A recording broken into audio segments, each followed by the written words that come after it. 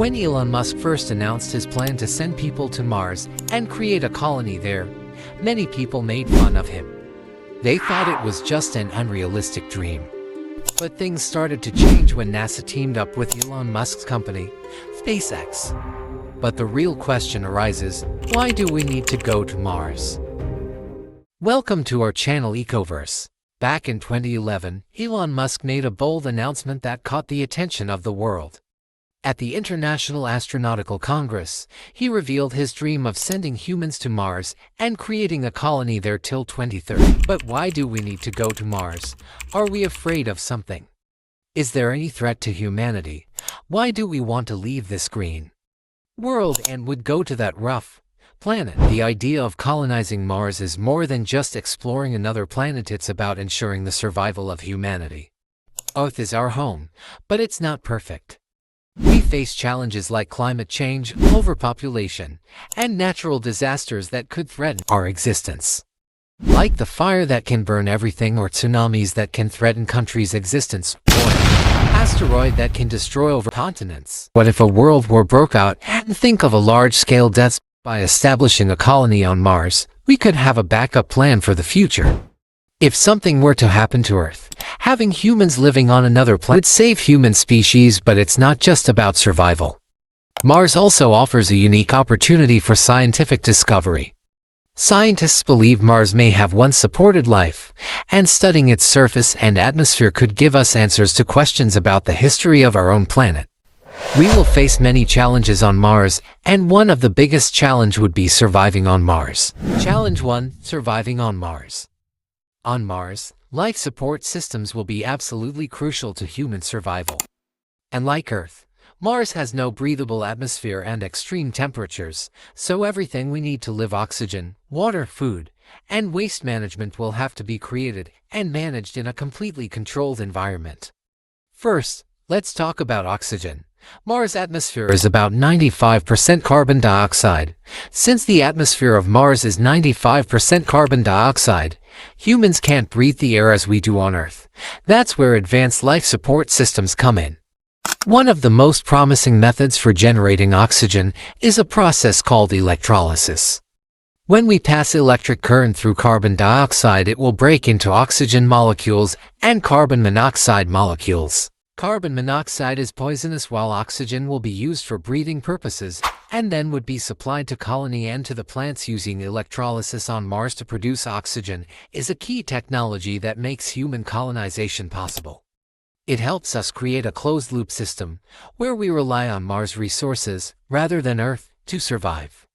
As we improve this technology, it will play a critical role in creating sustainable human habitats on Mars. Humans couldn't survive more than 3 days without water.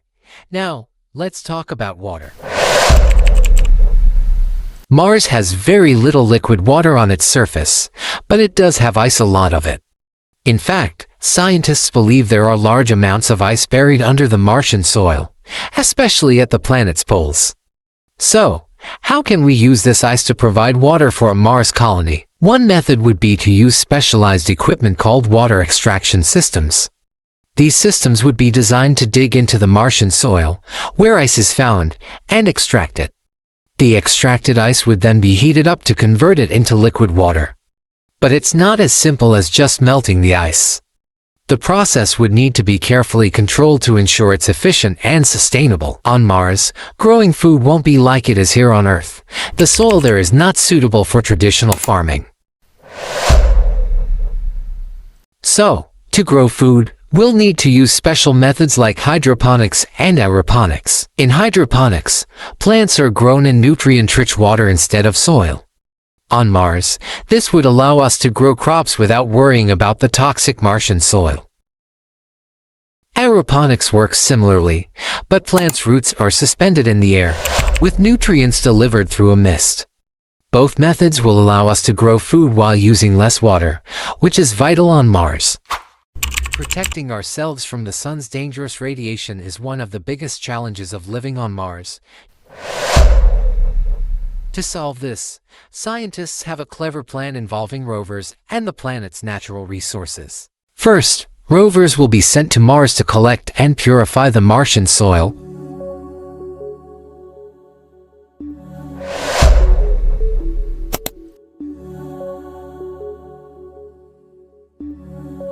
also known as regolith. This soil contains harmful chemicals, like perchlorates, which need to be removed before we can use it. Once purified, other rovers will use the soil to build protective structures, layer by layer, almost like 3D printing. These structures will act as a thick shield to block harmful radiation. Inside these structures, there will be air-filled bags or inflatable habitats. These habitats will be pressurized and filled with breathable air, creating a safe and comfortable environment for humans to live in. The outer walls made of Martian soil will provide insulation and radiation protection, while the inner inflatable sections will serve as living and working spaces.